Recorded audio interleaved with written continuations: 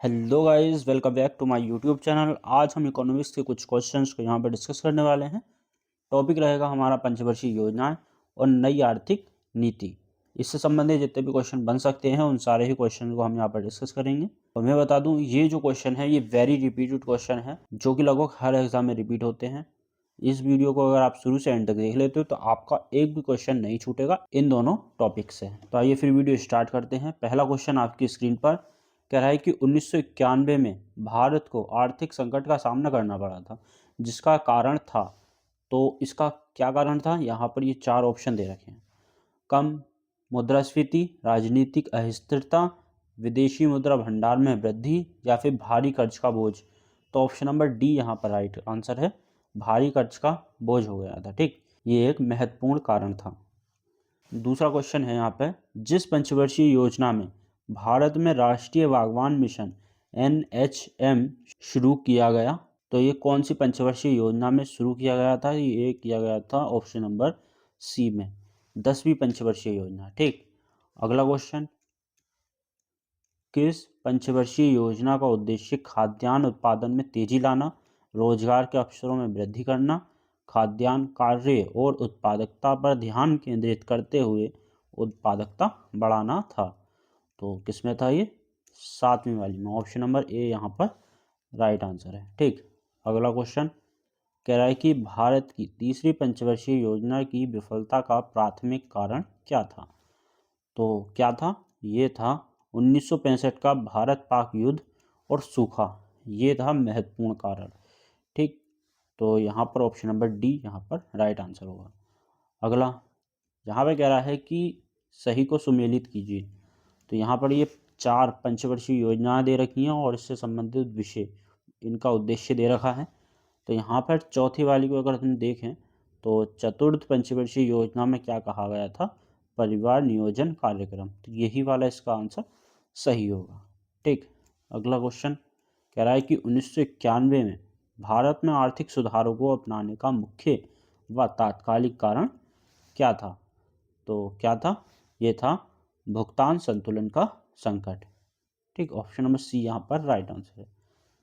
अगला क्वेश्चन कह रहा है कि निम्नलिखित में से कौन सा तत्व उदारीकरण मॉडल के तहत वित्तीय क्षेत्र सुधारों का हिस्सा नहीं था? तो यहाँ पर ये नहीं वर्ड को हमें ध्यान रखना। तो क्या नहीं था? निजी बैंक स्थापित करने की अनुमति, तो ये था और ये वाला सही है। उसके बाद RBI की मंजूरी के बिना नई शाखाएं स्थापित करना, ये भी सही था। विदेशी बैंकों में निवेश की सीमा 74% तक, ये भी सही है। लेकिन RBI की भूमिका को बैंकों पर नियंत्रण पाने के लिए बढ़ाया गया, तो ये वाला गलत है, इसलिए यही वाला सही होगा। तो यहाँ पर नहीं पूछा था ना, इसलिए।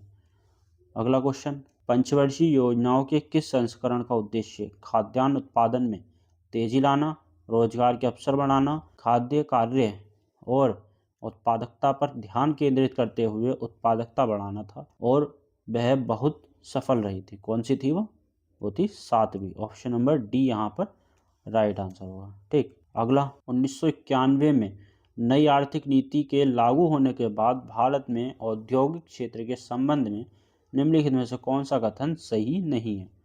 तो सही नहीं है। तो यहाँ पर ये कुछ कथन दे रखे हैं, इन कथनों को हम यहाँ पर पढ़ते हैं। पहला कथन है, कई उद्योगों पर अनिवार्य लाइसेंसिंग समाप्त कर दिया गया था। तो ये वाला सही है। ठीक, अगला, कई उद्योगों को केवल सरकार के लिए आरक्षित थे जिन्हें आरक्षण से मुक्त कर दिया गया था। तो ये वाला भी सही है, ये वाला भी सही है। औद्योगिक क्षेत्रों में उत्पादित सभी वस्तुओं के लिए कोटा और मूल्य नियंत्रण था। तो ये वाला गलत है, तो यहाँ पर नहीं पूछा था ना, इसलिए ऑप्शन नंबर डी यहाँ पर राइट आंसर होगा। ठीक, तीसरा केवल। अगला क्वेश्चन कह रहा है कि अनवरत योजना के प्रथम प्रतिपादक कौन थे? तो कौन थे? Gunnar Myrdal. Option number C यहाँ पर राइट आंसर है। अगला, 1991 में नई आर्थिक सुधारों को अपनाने के बाद भारत के संबंध में निम्नलिखित में से कौन सा कथन सही नहीं है? यहाँ भी नहीं पूछा, तो यहाँ पर ही कुछ कथन दे रखे हैं। तो इन कथनों को हम पढ़ते हैं। जैसे 1991 के सुधारों के कारण कृषि क्षेत्र में सार्वजनिक निवेश में भारी वृद्धि हुई और भारत के सकल घरेलू उत्पाद में इसकी हिस्सेदारी में वृद्धि हुई। सही नहीं है, इसलिए यही सही हो जाएगा। ठीक, ऑप्शन नंबर ए ही यहाँ पर राइट आंसर होगा। अगला, एलपीजी मॉडल की घोषणा के तहत निम्नलिखित में से कौन सी तिथि सही है? तो कब की गई थी? ये जुलाई 1991 में। ऑप्शन नंबर बी यहाँ पर राइट आंसर होगा। अगला, भारत की कौन सी पंचवर्षीय योजना तीव्र औद्योगिकरण आधारित समृद्धि प्रक्रिया पर केंद्रित थी? तो कौन सी थी? ये थी दूसरी वाली। ऑप्शन नंबर बी यहाँ पर राइट आंसर होगा। अगला क्वेश्चन, 10वीं पंचवर्षीय योजना का उद्देश्य गरीबी को कम करना था। कितना? 5%। ऑप्शन नंबर ए यहाँ पर राइट आंसर होगा। अगला, 1991 में उदारीकरण के तहत कई विदेशी मुद्रा सुधार शुरू किए गए। इस संदर्भ में घरेलू मुद्रा के अवमूल्यन के लिए निम्नलिखित में से कौन सा सत्य है? तो यहाँ पर हमें बताना है कौन सा सत्य है। पहले कह रहा है कि सभी विदेशी मुद्राओं के लिए घरेलू मुद्रा को स्थिर करना, तो ये गलत है। उसके बाद कह रहा है कि घरेलू मुद्रा के संबंध में विदेशी मुद्रा का मूल्य कम करना, ये भी गलत है। तीसरा कह रहा है विदेशी मुद्रा के संबंध में घरेलू मुद्रा का मूल्य बढ़ाना, तो ये वाला भी गलत है। चौथा कह रहा है कि विदेशी मुद्रा के संबंध में घरेलू मुद्रा का मूल्य कम करना, तो ये वाला सही है। ऑप्शन नंबर डी यहाँ पर राइट आंसर होगा। ठीक। अगला क्वेश्चन है, 1951 में शुरू की गई भारत की पहली पंचवर्षीय योजना कृषि उत्पादन को बढ़ावा देने के लिए कृषि और सिंचाई पर ध्यान केंद्रित करने के लिए निम्नलिखित में से किस आर्थिक मॉडल पर आधारित थी? तो किस पर थी ये? हैरोल्ड डोमर मॉडल पर आधारित थी ये। ठीक। ऑप्शन नंबर सी यहाँ पर राइट आंसर होगा। पहली पंचवर्षीय योजना जो थी वो हैरोल्ड डोमर पर आधारित थी। अगला क्वेश्चन है, निम्नलिखित में से कौन सा कथन वैश्वीकरण के बारे में सत्य है? यहाँ पर ये 3 कथन दे रखे हैं। पहला कथन कह रहा है कि ये विश्व अर्थव्यवस्था के साथ एकीकरण के बारे में है, तो ये वाला तो सही है। उसके बाद कह रहा है कि ये उत्पादकों के बीच प्रतिस्पर्धा को बढ़ावा देता है, ये भी सही है। तीसरा कह रहा है कि घरेलू मुद्रा की वृद्धि निर्यात को बेहतर बनाती है, ये गलत है। तो यहाँ पर सिर्फ पहला और दूसरा सही होगा, इसलिए ऑप्शन नंबर ए यहाँ पर राइट आंसर है। ठीक। अगला क्वेश्चन कह रहा है कि वैश्वीकरण देशों को जोड़कर में परिणाम देगा, तो ये है निर्माताओं के बीच अधिक प्रतिस्पर्धा में परिणाम देगा। अगला क्वेश्चन, भारत की चौथी पंचवर्षीय योजना जो कि 1969 से 1974 के बीच रही के दौरान मुख्य जोर समग्र आर्थिक स्थिरता में सुधार कर दिया गया था। निम्नलिखित कथनों में से पहचाने की कौन सा कथन इस योजना के मुख्य फोकस को सही ढंग से दर्शाता है? ठीक। तो यहाँ पर ये 4 ऑप्शन दे रखे हैं। पहला ऑप्शन कह रहा है कि नवाचार को बढ़ावा देने के लिए प्रमुख निवेश प्रौद्योगिकी उद्योग की ओर निर्देशित किए गए।